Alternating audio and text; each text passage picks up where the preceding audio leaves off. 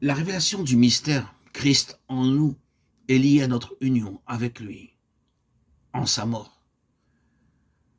Dès que nous avons compris cet ultime message du calvaire et ses répercussions dans notre vie quotidienne, toute la pensée de Dieu à notre égard se déroule à nos yeux dans son harmonieuse beauté. Quel idéal serait trop élevé désormais, puisque je n'ai plus qu'à faire place au Seigneur pour qu'il atteigne cet idéal en se servant de moi. Quel ordre pourrait être au-dessus des forces du serviteur, puisque le Christ, lui, communique sagesse, puissance et toutes les forces nécessaires aussi longtemps qu'il reste crucifié avec son Sauveur. C'est la puissance même de Dieu qui maintenant anime sa vie. Et tandis qu'il fait quotidiennement l'expérience joyeuse de la vie de Christ en lui, toutes choses lui paraissent autres. Son horizon se déplace.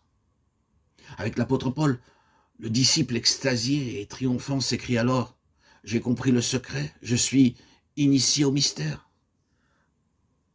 Je puis toutes choses par lui. » Philippiens 4, 12, 13.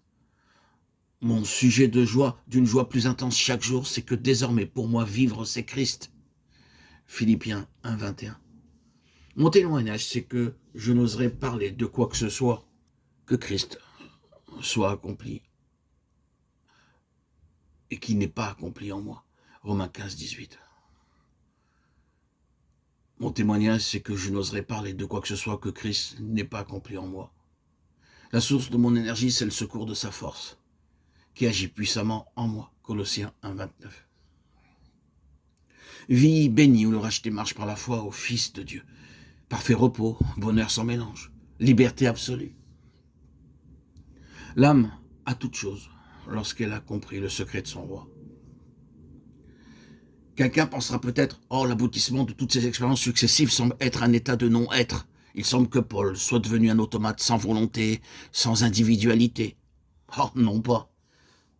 L'apôtre nous dit qu'il est crucifié et ajoute aussitôt, et cependant je vis. Il ne s'est pas mué en cadavre, et il vit.